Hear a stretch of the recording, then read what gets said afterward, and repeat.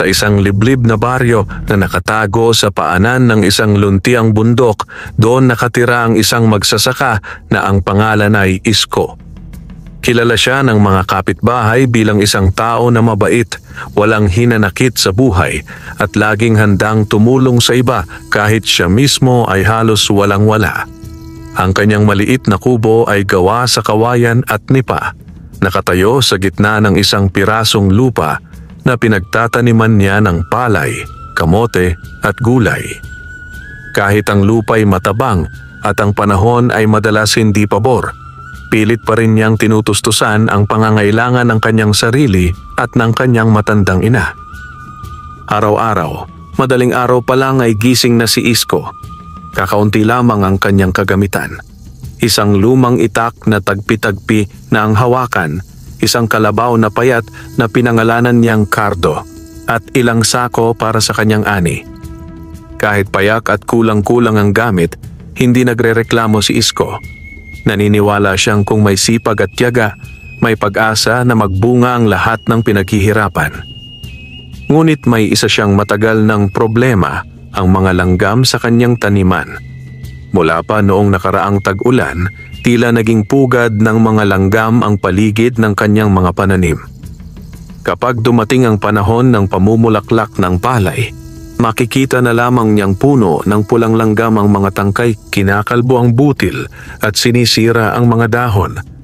Minsan ay napapaisip siya kung may sumpa ba ang lupang iyon o kung talagang malas lang siya pagdating sa pagtatanim. Bakit ba lagi na lang akong pinaglalaruan ng kapalaran? Bulong ni Isko minsan habang nakaupo sa gilid ng kanyang bukirin. Wala na nga akong pera, pati ba naman ani ko inuubos ng langgam? Sa baryo ni Isko, may ilan pang magsasaka na tulad niya. Ngunit karamihan sa kanila ay nakapag-aaral kahit papaano at may sariling lupang minana sa kanilang mga ninuno. Si Isko, kabaliktaran. Lumaki siyang ulila sa ama at nagtrabaho na sa murang edad para masuportahan ang kanyang ina na sakitin. Hindi rin siya nakapag-aral ng maayos, ngunit marunong siya sa gawaing bukid at may mabuting kalooban, kaya kahit mahirap, mahal siya ng ilang kapitbahay na nakakakilala sa kanyang kabutihang loob. Kapag may nangangailangan ng tulong sa pagtatanim o pag-ani, hindi nagdadalawang isip si Isko na tumulong kahit kapalit nito ay isang mangkok lamang ng lugaw o minsan wala pa. Ayos lang yon, sabi niya lagi. Basta may ginagawa ako, hindi ako tatamarin sa buhay. Ang ganitong ugali ni Isko ang dahilan kung bakit siya iginagalang ng matatanda sa baryo. Ngunit hindi lahat ay may mabuting tingin sa kanya. May isang kilalang tao sa baryo na laging nang-aapi sa mahihirap, si Don Hilario, ang hasyanderong may-ari ng malalawak na lupain at taniman. Para kay Don Hilario, si Isko ay isang hamak at walang silbi. Sayang lang ang lupa mo, minsang sinabi nito. Kung ibebenta mo sa akin yan, mabibigyan pa kita ng kaunting pera. Mas kaya kong patubuin ang mga pananim kaysa sa iyo. Ngunit mariing tumatanggi si Isko. Kahit maliit ang kanyang lupa, iyon na lang ang tanging pamana ng kanyang ama bago ito pumanaw. Pasensya na, Don Hilario, sagot niya. Kahit gaano kaliit, hindi ko ipagbibili ang lupang ito. Dito ako nabuhay, dito rin ako mamamatay. Lalong nag-init ang ulo ni Don Hilario at pinag-iinitan si Isko. Palihim niyang inuudyukan ang mga tauhan niya na manggulo sa bukirin ng binata. May pagkakataong sinisira nila ang bakod, binubuksan ang patubig para malunod ang mga tanim, at minsan nagpapakawala ng mga langgam mula sa pugad para salakayin ang pananim ni Isko. Hindi ito alam ni Isko. Iniisip lamang niya na likas na problema ang mga langgam. Ang tanging nagpapalakas ng loob ni Isko ay ang kanyang ina na si Aling Rosa, isang payat na babae na may mabuting puso. Anak, sabi nito habang sila'y sabay kumakain ng kamote at lugaw sa hapag, Huwag mong isipin na malas ka. Ang sipag mo ay balang araw gagantimpalaan. Tandaan mo anak, may Diyos na nakakakita ng lahat ng ating paghihirap. Ngumiti lamang si Isko at tinuloy ang pagkain. Totoo, madalas silang kapos. Minsan 3 araw silang puro lugaw at kamote lang ang kinakain. Pero kahit ganoon, hindi nawawala ang pag-asa ni Isko. Basta kasama ko si nanay, kaya ko ito, sabi niya sa kanyang sarili. Isang araw, maaga siyang nagpunta sa gubat para mamutol ng ilang sanga ng kahoy na gagawing panggatong. Habang naglalakad sa madilim na parte ng gubat, nakarinig siya ng kakaibang tunog. Tila ingay ng libu-libong langgam na nagmamadaling gumagalaw. Laking gulat niya nang makita ang isang malaking pugad ng langgam na nakasabit sa isang mababang sanga ng puno at bahagyang nabibiyak dahil may nakasabit na malaki at mabigat na tuyong sanga na malapit ng bumagsak. Lagot kayo, bulong ni Isko sa mga langgam. Kapag bumagsak ang sanga, masisira ang pugad nyo. Hindi na siya nag-isip pa. Agad niyang hinawakan ang matulis na dulo ng sanga at buong lakas na hinila upang mailayo ang panganib sa pugad ng mga langgam. Sa ginawa niyang iyon, nadulas siya at bahagyang nasugatan sa kamay, ngunit nakahinga siya ng maluwag nang makitang ligtas ang pugad. Habang pinupunasan ni Isko ang kanyang sugat, bigla niyang napansin na mula sa pugad ng langgam ay may kumikislap na maliit na liwanag. Parang alitap-tap ngunit mas maliwanag, kulay ginto. Dahan-dahan itong lumipad patungo sa kanya. Napaatras si Isko at halos hindi makapaniwala nang makita kung ano ang liwanag na iyon. Sa harap niya may maliit na nilalang, parang diwata, kasing liit ng daliri, may pakpak na parang kumikislap na kristal. Ang buhok nito'y kulay pilak at ang suot ay parang telang hinabi mula sa sinag ng araw. Salamat sa iyong kabutihan, Isko. Wika ng maliit na boses na musika ang tunog. Ako ang mutya ng langgam. Namilog ang mata ni Isko. Mutya? Ikaw ba ang diwata ng mga langgam? Tumango ang mutya. Oo, ako ang tagapangalaga ng mga langgam sa gubat na ito. Ilang beses ko nang nakita ang iyong kabutihan at pagtitiyaga.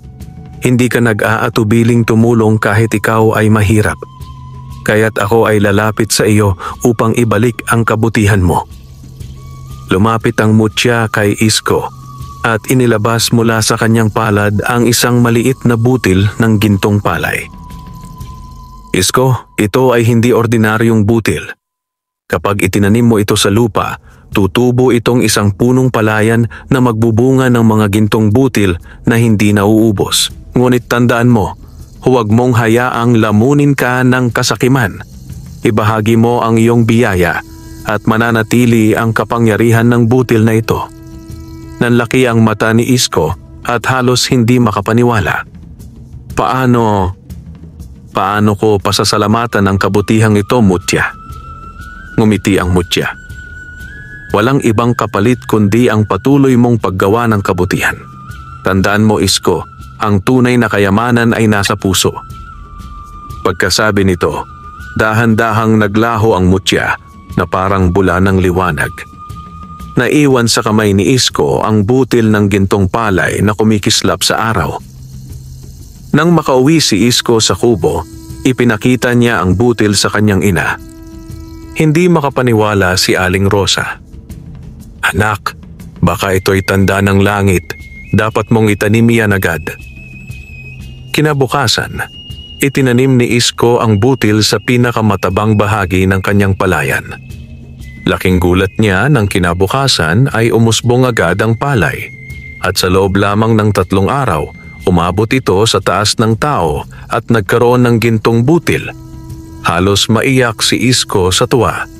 Alam niyang ito na ang simula ng pagbabago ng kanilang buhay. Mula nang itanim ni Isko ang mahiwagang butil ng palay na bigay ng mutya ng langgam, tila isang himala ang naganap sa kanyang bukirin. Sa loob lamang ng 3 araw, ang maliit na punla ay naging matayog na halaman. May malalaking butil na kumikislap na parang ginto tuwing nasisinagan ng araw. Para itong bukirin ng liwanag, at kahit ang mga ibon at insekto ay tila namamangha sa kakaibang kinang ng mga butil. "Nanay!" sigaw ni Isko habang tumatakbo papunta sa kanilang kubo, halos hindi maipinta ang saya sa mukha. "Nanay, ang bilis lumago ng itinanim ko. Halika at tingnan mo." Nagmadali si Aling Rosa at sumama sa anak. Nang makita niya ang gintong mga butil, napahawak siya sa kanyang dibdib. "Anak, para bang totoo nga ang sinabi ng mutya. Parang isang tanim mula sa langit ang kislap nito." Napaluha si Isko, hindi dahil sa kasakiman o pagnanais na yumaman, kundi dahil sa pag-asa na unti-unting sumisibol sa kanyang puso. Sa wakas, ang hirap nila ng kanyang ina ay maaaring magbago. Kinabukasan, kinuha ni Isko ang kanyang karit at sinimulang anihin ang gintong palay. Ngunit laking pagtataka niya dahil habang pinuputol niya ang isang tangkay, may panibagong usbong na sumusunod na tumutubo mula sa lupa. Parang walang katapusan ng ani. "Anak," sabi ni Aling Rosa habang pinagmamasdan ng milagro, "parang hindi nauubos ang biyayang ito. Tama ang mutya. Hindi ka mauubusan basta't ikaw ay marunong magpasalamat at magbahagi sa iba." Kaya't kinuha ni Isko ang ilang sako at inilagay ang mga gintong butil. Sa sobrang dami, halos mapuno ang kanilang maliit na kubo. Ang dating kawayan at nipa na bahay ay tila nagliliwanag dahil sa kinang ng mga butil. Kinabukasan, nagtungo si Isko sa bayan upang ibenta ang ilan sa mga gintong butil. Noong una, nagulat ang mga tindero at tindera sa palengke. "Isko, saan mo nakuha ang mga palay na yan? Para silang ginto," tanong ng isang tindera. "Ginto nga ang mga ito," sagot ni Isko. "Isang kakaibang biyaya ang dumating sa akin." Nagkasikipan ang mga tao na gustong bumili ng gintong butil. May ilan pang alahero at mga ngalakal na nag-alok ng mataas na presyo. Sa unang beses sa kanyang buhay, umuwi si Isko na may malaking halaga. Ngunit imbes na gastusin sa luho, bumili siya ng maraming bigas, gulay at gamot para sa kanyang ina.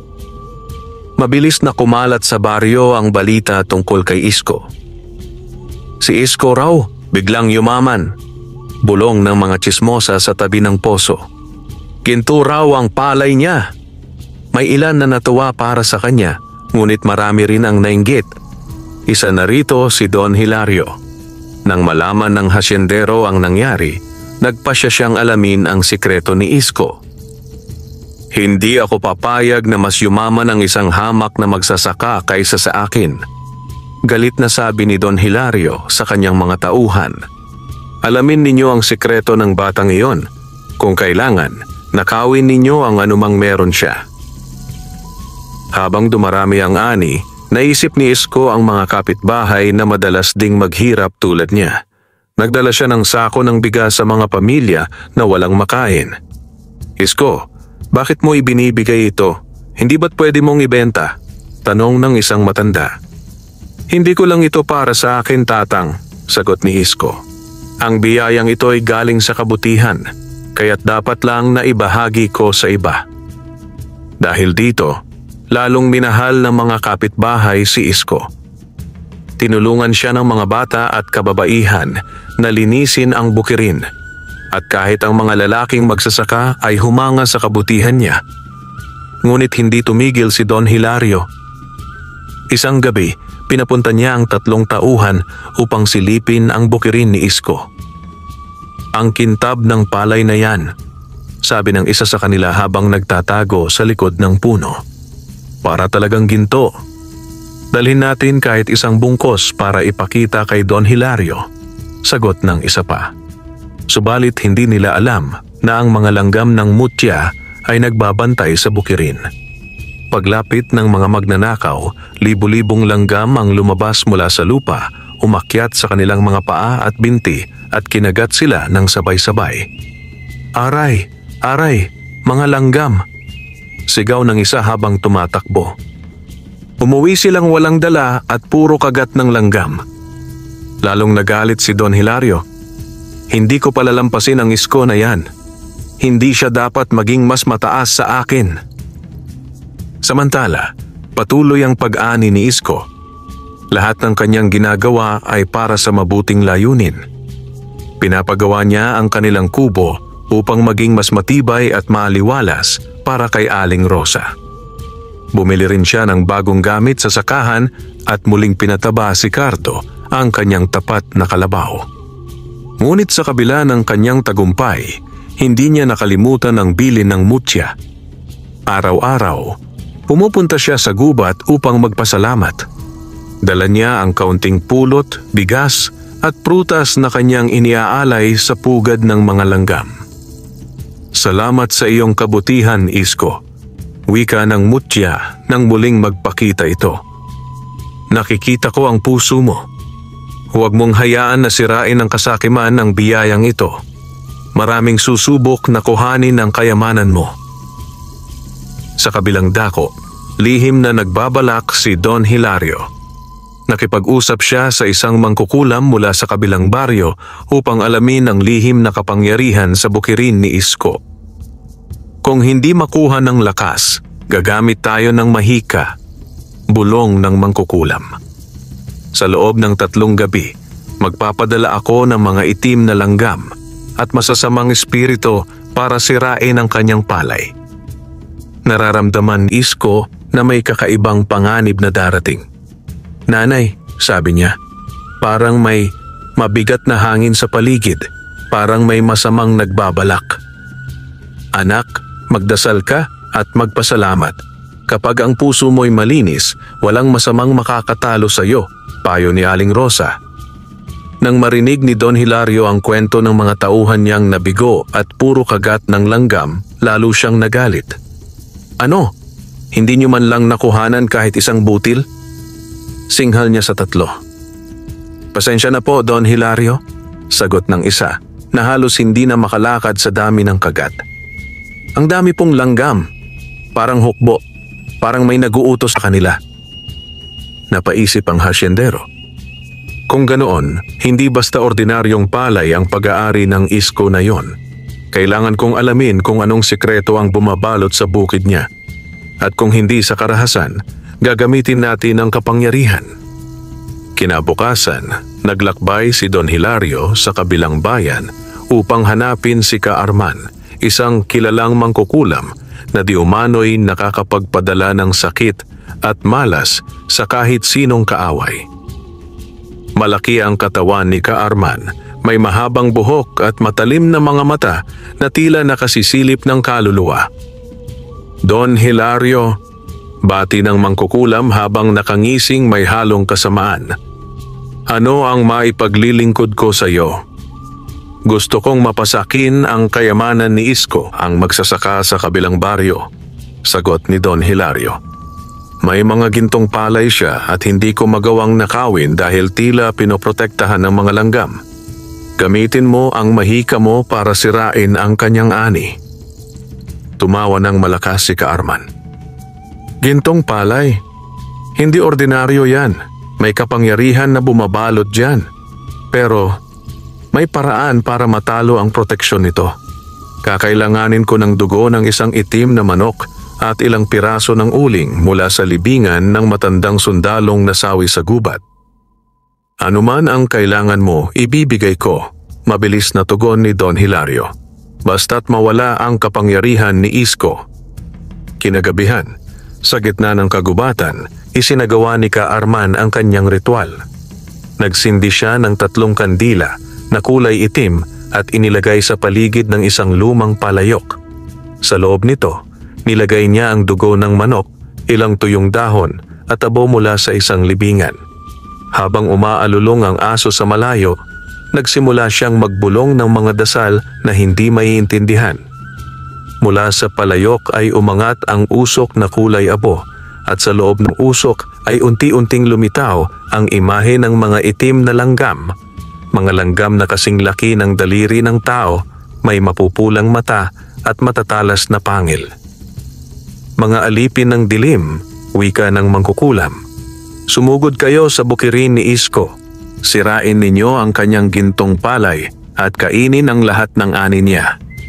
Habang natutulog sina Isko at Aling Rosa, isang malamig na hangin ang bumalot sa kanilang kubo. Naalimpungatan si Isko at narinig ang kakaibang ingay. Tila libo-libong paa na sabay-sabay humahakbang. Pagbukas niya ng pinto, tumambad ang kakilakilabot na tanawin. Paparating mula sa gubat ang hukbo ng itim na langgam. Kumikislap ang mga mata na parang apoy. Sobrang dami nila at ang ilan ay nagsisiksikan na sa mga tanim ng gintong palay.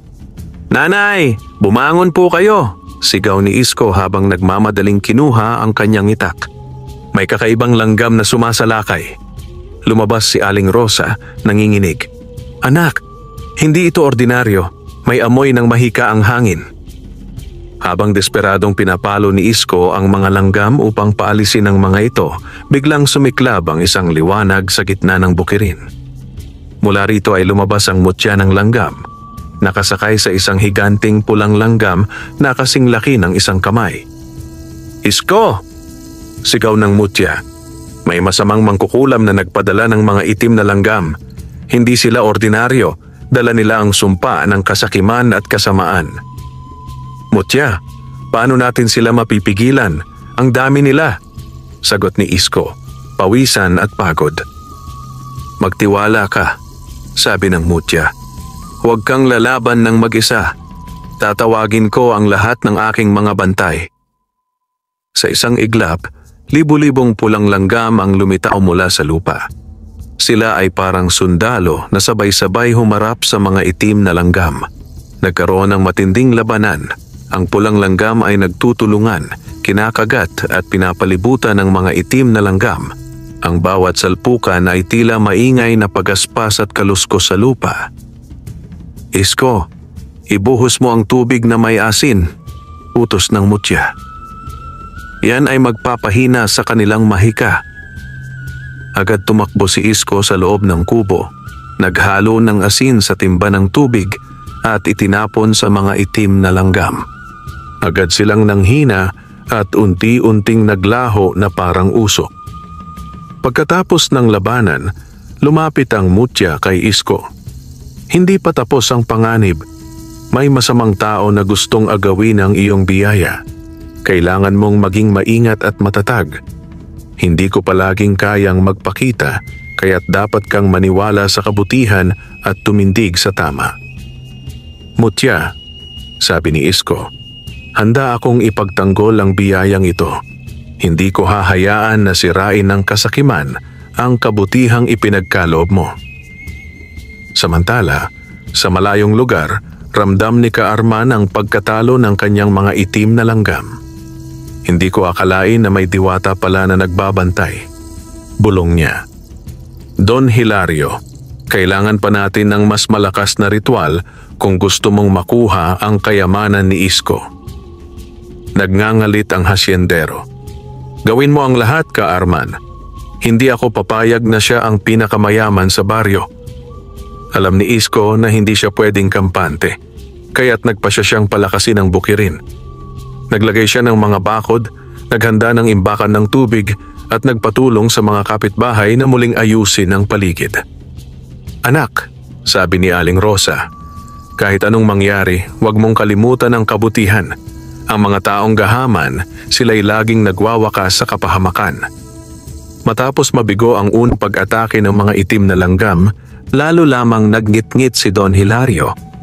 Hindi siya makapaniwala na isang hamak na magsasaka lamang ang kayang lumaban sa kanyang yaman at kapangyarihan.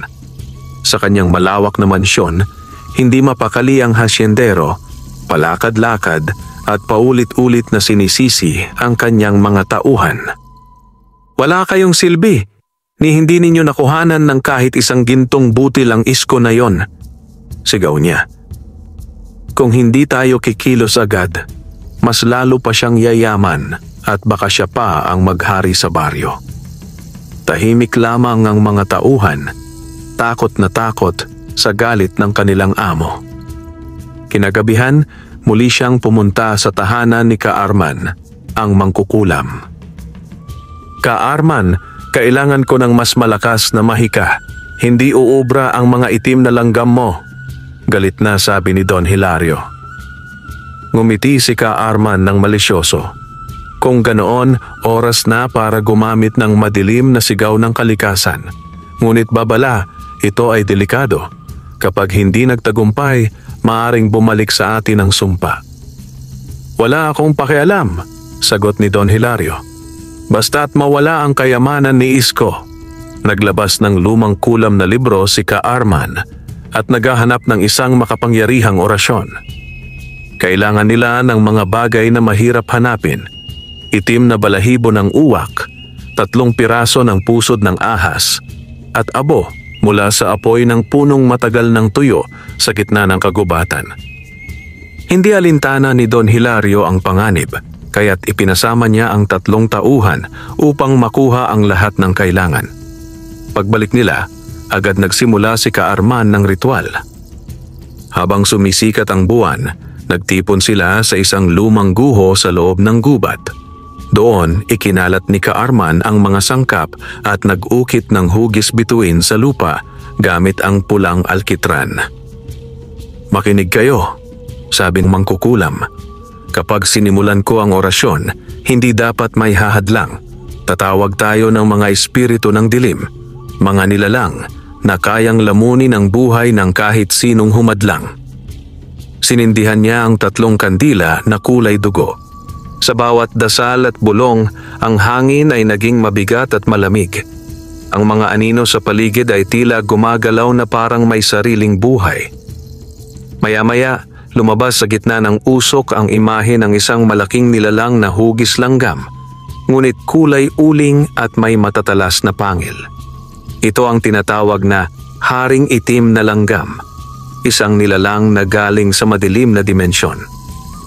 "Panginoon ng dilim," wika ni Ka-Arman, "ipadala mo ang hukbo mo upang lamunin ang gintong palay ni Isko. Huwag siyang titigilan hanggang mawala ang lahat ng kanyang kayamanan." Tumugon ang nilalang sa isang malakas na dagundong na parang lumalagapak na kulog. Samantala, sa kubo ni Isko, tila walang kakaibang nangyayari. Ngunit ang mutya ng langgam ay biglang nagpakita.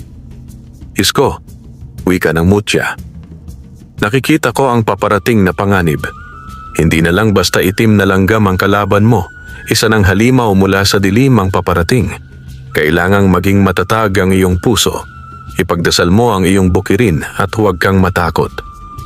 "Mutya," sagot ni Isko, "handa ako. Hindi ako magbibigay daan sa kasamaan."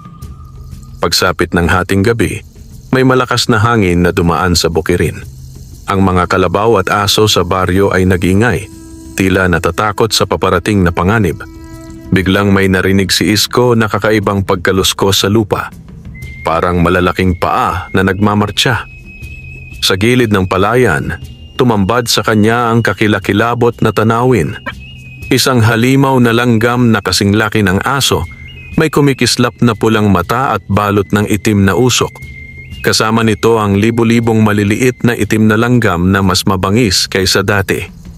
"Nanay, magtago ka po!" sigaw ni Isko habang kinuha ang kanyang itak at lumabas. "Isko!" sigaw ng mutya, lumulutang sa hangin. "Kailangan natin ang tulong ng lahat ng pulang langgam." Mula sa ilalim ng lupa, dumagsa ang hukbo ng mga pulang langgam. Nagsimula ang isang matinding labanan. Ang haring itim na langgam ay malakas. Ang bawat kagat nito ay nakakasira ng halaman at ang kanyang usok ay parang lason na pumapatay sa mga dahon ng palay. "Hindi ko kayang labanan ito ng itak lang," sigaw ni Isko. "Gamitin mo ang asin at tubig," utos ng mutya, "at panalangin. Ang dilim ay hindi kayang tumagal sa harap ng dalisay na puso." Agad namang nagbuhos si Isko ng tubig na may asin sa mga tanim, habang ang pulang langgam ay nakikipaglaban ng buong lakas. Habang lumalala ang laban, umikot ang mutya at naglabas ng isang gintong liwanag mula sa kanyang mga pakpak. Ang liwanag na iyon ay tumama sa haring itim na langgam at pansamantalang pinahina ito. Isko, kailangan mong saktan ang halimaw sa mismong mata nito. Sigaw ng mutya. Gamit ang kanyang itak, sumugod si Isko at buong lakas na pinagsasaksak ang mata ng haring itim na langgam. Sa huling sigaw ng halimaw, ito ay naglaho na parang usok na dinadala ng hangin. Habang nangyayari ang laban, ramdam ni Ka-Arman ang pagkatalo mula sa kanyang tirahan. Hindi maaari, bulalas ng mangkukulam. Sa kanyang galit, sumuka siya ng dugo at halos mawala ng malay. Si Don Hilario naman ay nagnginggit-ngit. Hindi pa tapos ito, Isko. Makukuha ko rin ang kayamanan mo kahit anong mangyari. Pagkatapos ng laban, bumalik ang tahimik na gabi. Ang mga pulang langgam ay nagbalik sa kanilang pugad at ang mutya ay lumapit kay Isko. Isko, malakas ang loob mo, ngunit hindi pa tapos ang pagsubok.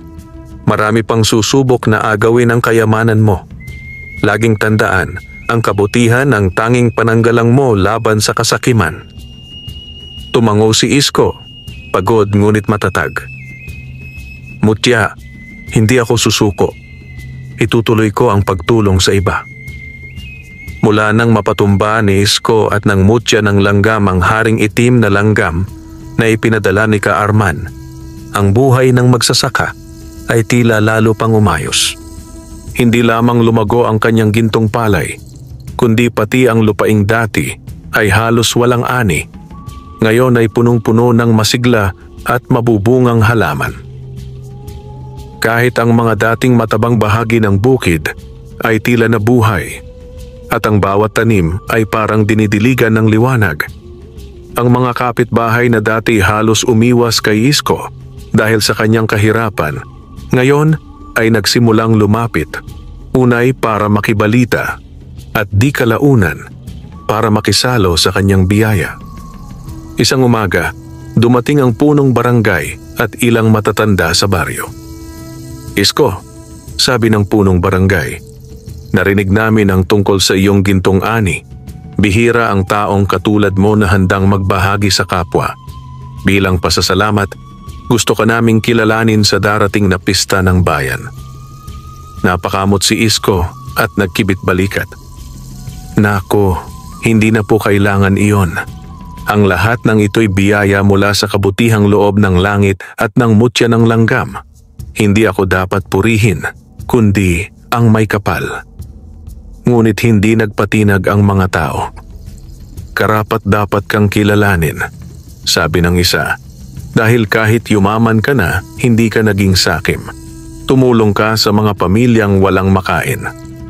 Habang dumarami ang mga taong pumupuri kay Isko, may ilan namang palihim na naiinggit. Bakit siya? Dati walang-wala lang yan, bulong ng isang magsasaka. Oo nga, sagot ng isa. Baka may ginawang masama o kababalaghan kaya bigla siyang nagkayaman. May ilan pang kumalat na chismis na di umano'y kaibigan ni Isko ang mga engkanto at nagbenta ng kaluluwa kapalit ng kayamanan. Nang makarating ito kay Isko, napailing lamang siya. Hindi nila alam ang totoo. Wala akong ibang ginawa kundi maging mabait. Samantala, si Don Hilario ay patuloy na nagbabalak ng mas masama. Sa kanyang mansyon, tinawag niya ang kanyang mga tauhan. Kung hindi natin matatalo si Isko sa mahika, dudungisan natin ang kanyang pangalan. Sigaw niya. Ikakalat ninyo sa buong baryo na ang kayamanan niya ay galing sa masamang espiritu. Gagawin nating takot sa kanya ang mga tao. Agad na kumalat ang masasamang sabi-sabi. May ilan na natakot at lumayo kay Isko, ngunit marami ang nanatiling naniniwala sa kanyang kabutihan. Hindi totoo ang sinasabi nila, sabi ng matatandang babae sa baryo. Nakita ko kung paano siya tumulong sa kapwa. Hindi gagawin ni Isko ang ganyang kasamaan. Upang mapawi ang alinlangan, mas lalo pang nagbigay si Isko. Namigay siya ng libreng bigas, gulay at pati mga gamit sa bukid sa ibang magsasaka. Nagpatayo rin siya ng maliit na kamalig na pwedeng paglagyan ng mga taong walang makain. "Anak," wika ni Aling Rosa, "bakit mo ibinibigay ng ganito karami? Hindi ba baka maubos ang biyaya?" Ngumiti si Isko. "Nanay, sinabi ng mutya na ang biyayang ito ay hindi mauubos basta't ibinabahagi ko sa tama. At mas masarap sa pakiramdam na nakakatulong ako sa kapwa kaysa nag-iipon ng yaman na walang pakinabang." Dumating ang araw ng pista. Sa gitna ng selebrasyon, pinarangalan si Isko ng punong barangay. "Isko," sabi nito, "sa iyong kabutihang loob, ikaw ay itinuturing naming haligi ng pagtutulungan sa ating baryo. Salamat sa lahat ng iyong ginawa." Namula ang pisngi ni Isko sa hiya, ngunit ang buong baryo ay pumalakpak. May ilan na nagsimulang magsisi sa kanilang mga naunang tsismis laban sa kanya. Subalit hindi natutuwa si Ka Arman sa nakikitang kasikatan ni Isko. Gamit ang kanyang itim na salamin, tiningnan niya ang bukirin ni Isko. "Hindi ko hahayaang magtagumpay siya," bulong niya. "Kung hindi siya kaya ng langgam, magpapadala ako ng halimaw na mula sa ilalim ng lupa, mga putakti at balang na gutom sa pagkawasak." Tumango si Don Hilario. "Kung kailangan, gagastos ako ng mas malaki, basta't bumagsak si Isko." Isang gabi, nagpakita ang mutya ng langgam kay Isko. "Isko," babala ng mutya, "malakas ang inggit at galit ng iyong mga kaaway. May paparating na bagong panganib, mas mabagsik kaysa sa mga langgam. Huwag kang mawawalan ng tiwala sa sarili. Ang kabutihan mo ang magtatanggol sa iyo." "Mutya," sagot ni Isko, "handa ako. Hindi ko hahayaang sirain nila ang biyayang ito." Upang hindi magulat ang mga kapitbahay, sinabihan ni Isko ang ilang kaibigan na magbantay sa bukirin tuwing gabi.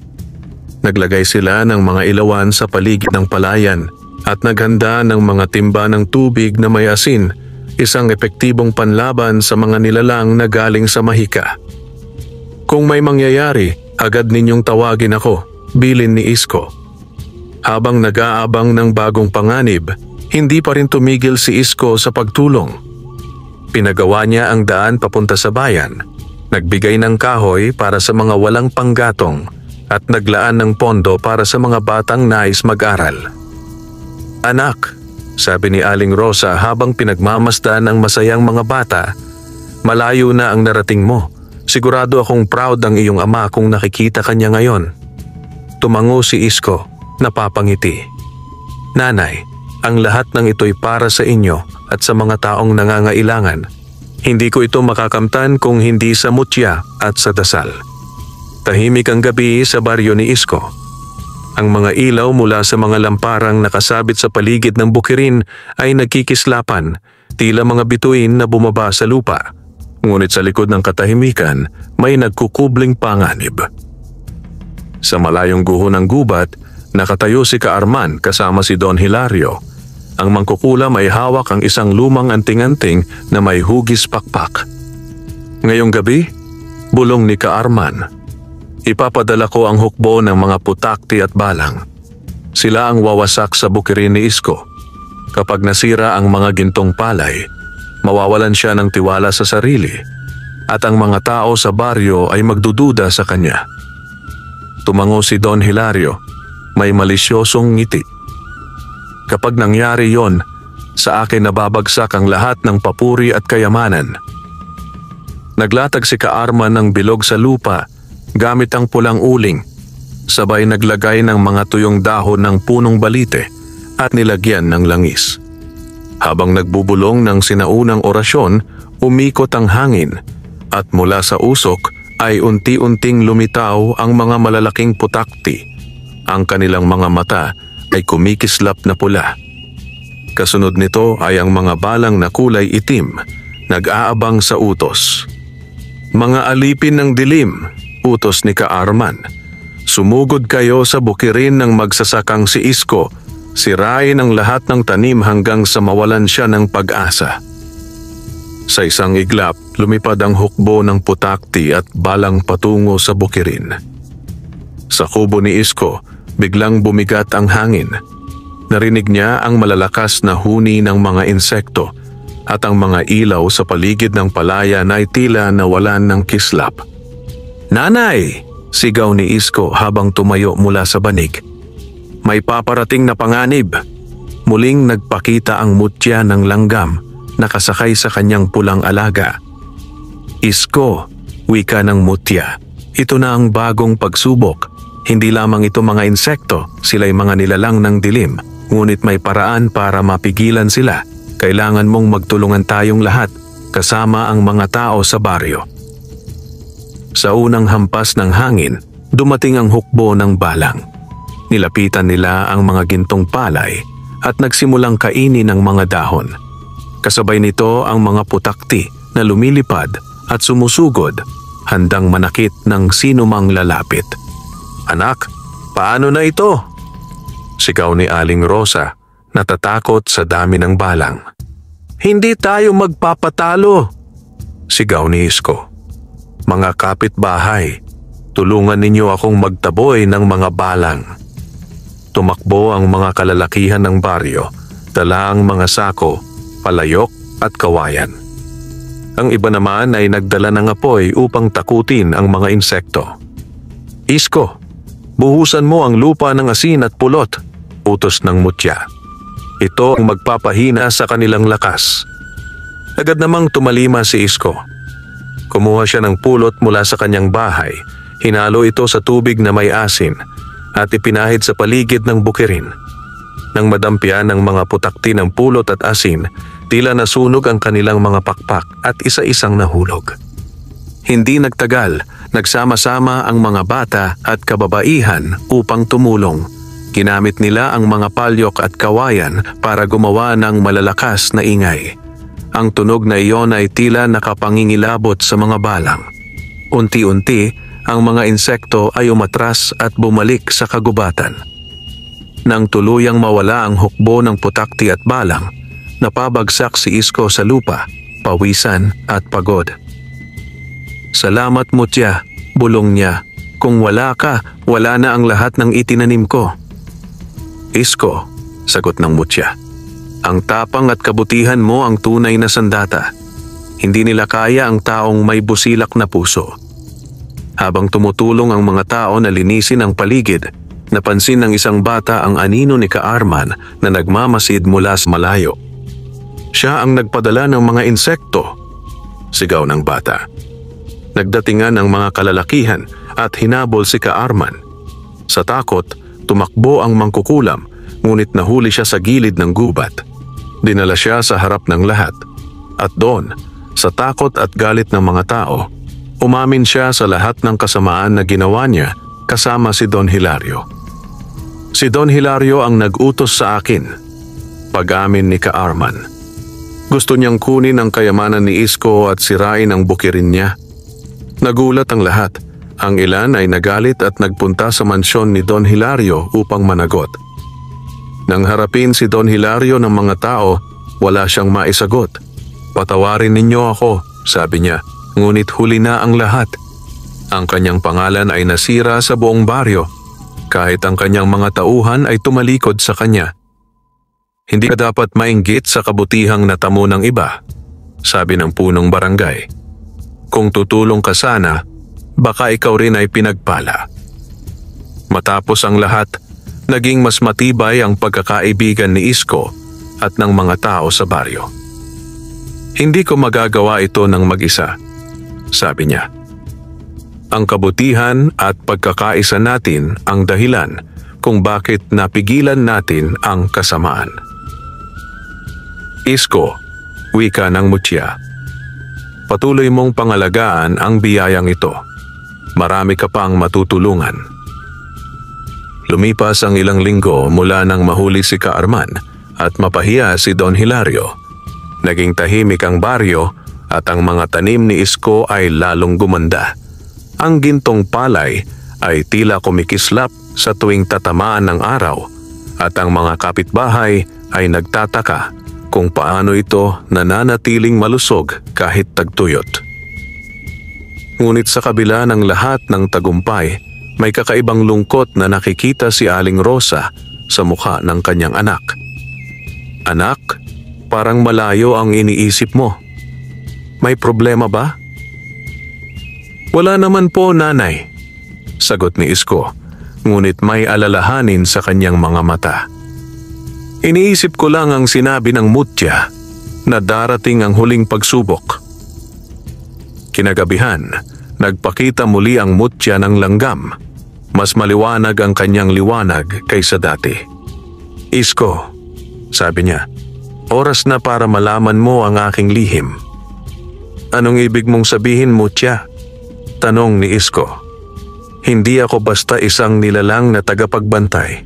Ako ang huling anak ng reyna ng langgam na pinatay ng mga makasariling nilalang sa bundok. Bago siya pumanaw, iniwan niya sa akin ang kapangyarihan ng gintong biyaya at iniutos na hanapin ko ang isang taong may busilak na puso para ipagkaloob ito. Ikaw ang taong iyon, Isko. Nagulat si Isko. Ako? Bakit ako?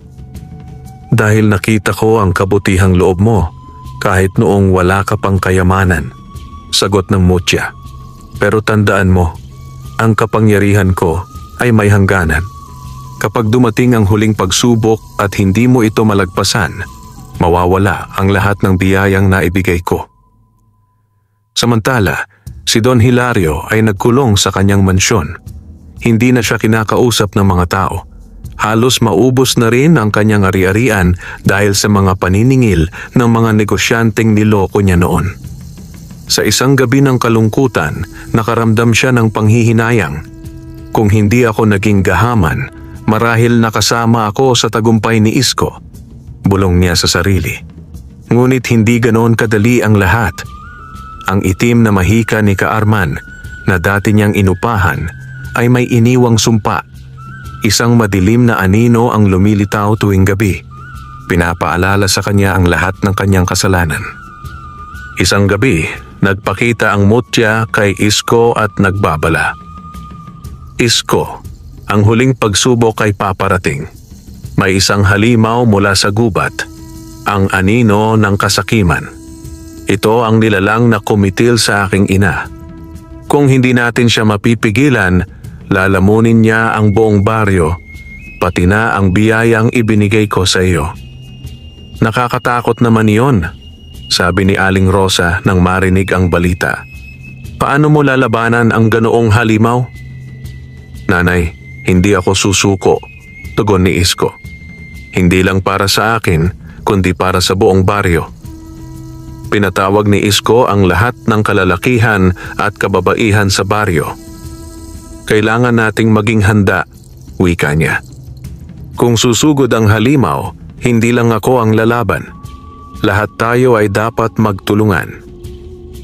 Nag-ipon sila ng maraming asin, apoy, at mga kahoy na gagamitin bilang depensa. Ang mga pulang langgam na kaalyado ng mutya ay kumalat sa bukirin, handang sumalakay kapag dumating ang panganib. Isang araw bago ang laban, laking gulat ni Isko nang bumisita si Don Hilario sa kanyang bahay. Dala nito ang ilang sako ng bigas at mga kagamitan. Isko, sabi ni Don Hilario, patawarin mo ako. Nagkamali ako. Ang kasakiman ko ang nagdala sa atin ng lahat ng gulo. Hayaan mong tumulong ako sa nalalapit na laban. Nagulat si Isko. Don Hilario, kung totoo ang sinasabi mo, tatanggapin ko ang tulong mo. Hindi pa huli ang lahat para magbago. Pagsapit ng hating gabi, yumanig ang lupa. Mula sa gubat ay may lumabas na halimaw na kulay abo. May mahabang pangil at mga mata na kasing pula ng apoy. Ito ang anino ng kasakiman, isang nilalang na kumakain ng lahat ng bagay na may buhay at liwanag. Mga tao, maghanda, sigaw ni Isko. Ito na ang pagsubok. Habang lumalapit ang halimaw, ang mutya ng langgam ay naglabas ng gintong liwanag mula sa kanyang katawan. Ang liwanag na iyon ay parang sibat na tumatama sa balat ng halimaw, ngunit napakalakas nito. Hindi ito agad naglalaho. "Isko," sigaw ng mutya. "Kailangan mo akong tulungan. Ihagis mo ang apoy na may asin." Kinuha ni Isko ang mga nagbabagang kahoy at binuhusan ng asin, saka inihagis sa halimaw. Kasabay nito, sumugod ang mga pulang langgam at kinagat ang mga paa ng halimaw. Sa gitna ng laban, lumapit si Don Hilario at tumulong. "Isko, ako na ang bahala rito," sigaw niya at ginamit ang natitirang lakas upang itumba ang halimaw sa pamamagitan ng sibat na may apoy. "Don Hilario, mag-ingat ka," sigaw ni Isko, ngunit huli na. Tinamaan ang halimaw sa ulo at bumagsak ito. Naglaho na parang abo sa hangin. Sa huling sandali bago mawala ang halimaw, ang mutya ay nagsalita. "Isko, naipasa mo ang huling pagsubok. Ang kabutihan mo at ang pagpapatawad sa iyong kaaway ang siyang nakapagpahina sa halimaw. Mananatili sa iyo ang biyayang ito habang buhay." Matapos ang laban, lumapit si Don Hilario na sugatan. "Isko, salamat sa pagpayag mong tulungan kita. Sana'y mapatawad mo ako." Ngumiti si Isko. Lahat ng tao'y may pagkakataong magbago. Kalimutan na natin ang nakaraan. Simulan natin ang pagtutulungan para sa baryo. Ang gabi matapos mapatay ang anino ng kasakiman ay puno ng katahimikan. Ang hangin ay tila humina at nagdala ng malamig na simoy na may kasamang ginhawa. Ang buong baryo ay nagtipon sa bukirin ni Isko upang ipagdiwang ang kanilang tagumpay. Ang mga tao ay nagsisigawan ng galak at papuri sa magsasakang minsang inakala nilang walang pag-asa. "Isko, dahil sa iyo, ligtas tayo," sigaw ng punong barangay. "Hindi ako mag-isa," sagot ni Isko na may ngiti. "Kung wala ang tulong ninyo at ang mutya, hindi natin makakayanan ang halimaw na iyon." Nagpakita ang mutya ng langgam sa harap ng lahat. Kumikislap ang kanyang mga pakpak at tila mas maliwanag kaysa dati. "Mga taga-baryo," wika niya, "ang kabutihan at pagkakaisa ninyo ang dahilan kung bakit nagtagumpay tayo. Ngunit higit sa lahat, ang pusong dalisay ni Isko ang dahilan kung bakit hindi natapos ang biyayang aking dala." Lumuhod ang mutya sa harapan ni Isko at hinawakan ang kanyang kamay. "Isko, ikaw ang napili kong maging tagapag-ingat ng kayamanan ng mga langgam. Ngunit hindi lang sa bukirin mo dadaloy ang biyayang ito. Sa bawat taong tutulungan mo, lalawak ang pagpapalang ito sa buong baryo." Sa gitna ng kasiyahan, tumayo si Don Hilario. Suot niya ang isang simpleng kamisa de chino, malayo sa marangyang pananamit na nakasanayan ng lahat. "Mga kababayan," wika niya, "alam kong nasaktan ko kayo noon dahil sa aking kasakiman, ngunit ngayon, humihingi ako ng kapatawaran. Nais kong ibigay sa baryo ang kalahati ng aking lupa upang maging bukirin para sa lahat." Nagbulungan ang mga tao, pero unti-unti silang napangiti. Isa-isang lumapit ang mga tao kay Don Hilario at pinatawad siya. "Ang mahalaga, nagbago ka," sabi ng punong barangay. "Ang isang pusong handang magbago ay laging may puwang sa bayan." Simula noon, nagtrabaho ng magkakasama ang mga tao sa baryo. Tinulungan ni Isko ang mga kapitbahay na magkaroon ng sariling tanim na masagana.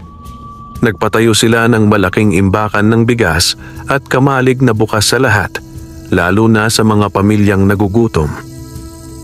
Ginawa ring paaralan ang lumang kamalig na binigay ni Don Hilario. Nagkaroon ng lugar para sa mga bata na makapag-aral at matuto. Si Isko ang naging inspirasyon ng lahat dahil sa kanyang kababaang loob. Isang umaga, habang nagdidilig ng tanim, lumapit ang mutya kay Isko. "Isko," wika niya, "panahon na para bumalik ako sa aming kaharian. Ginampanan ko na ang tungkulin kong hanapin ang taong magdadala ng kabutihan at magtatanggol sa mga api. Ngayon, ikaw at ang iyong baryo ang magpapatuloy ng aking misyon. Mutya, sagot ni Isko, hindi ko makakalimutan ang lahat ng ginawa mo para sa amin. Paano kung bumalik ang mga masasamang nilalang? Huwag kang matakot, ngiti ng Mutya. Ang kabutihan at pagkakaisa ninyo ang tunay na sandata. At kahit wala ako, mananatili ang biyayang iniwan ko. Ang gintong palay na hindi mauubos hanggat may kabutihan ang puso mo. Lumulutang ang Mutya sa hangin, nagliwanag ng husto at unti-unting naglaho. Iniwan niya ang isang maliit na gintong butil sa palad ni Isko, tanda ng walang hanggang biyaya. Mula noon, hindi nakalimutan ni Isko ang ipinangako niya sa Mutya. Ginawa niyang misyon ang pagtulong sa iba. Kapag may nagugutom, bukas ang kanyang pintuan. Kapag may nangangailangan, siya ang unang lumalapit.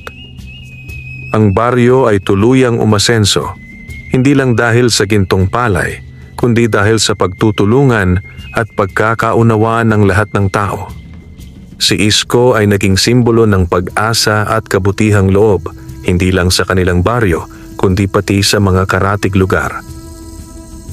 Isang taon matapos ang lahat ng laban at pagsubok, ipinagdiwang ng baryo ang tinatawag nilang Araw ng Mutya, isang pista para pasalamatan ng biyayang natanggap nila. Sa araw na iyon, nagsasama-sama ang lahat at inilalagay nila ang gintong butil na iniwan ng Mutya sa gitna ng mesa bilang alaala. Kung hindi dahil sa Mutya, sabi ng punong barangay, wala tayo sa kinalalagyan natin ngayon. Ngunit higit sa lahat, kung hindi dahil kay Isko, hindi natin makikita ang tunay na kahulugan ng kabutihan. Namula si Isko at ngumiti. Lahat tayo ay may Mutya sa puso, ang Mutya ng malasakit at kabaitan. Hanggat buhay yan sa bawat isa sa atin, hindi mawawala ang pag-asa. Ang istorya ni Isko at ng Mutya ng langgam ay naging alamat na paulit-ulit ikinukwento sa mga bata. Isa itong paalala na ang tunay na kayamanan ay hindi nasusukat sa ginto o ari-arian, kundi sa kabutihang loob at pag-ibig sa kapwa. At sa bawat gintong ani na tumutubo sa kanilang bukirin, naaalala nila ang liwanag ng Mutya, ang liwanag na hindi kailanman mamamatay basta't ang puso ay nananatiling tapat at mabuti. Wakas.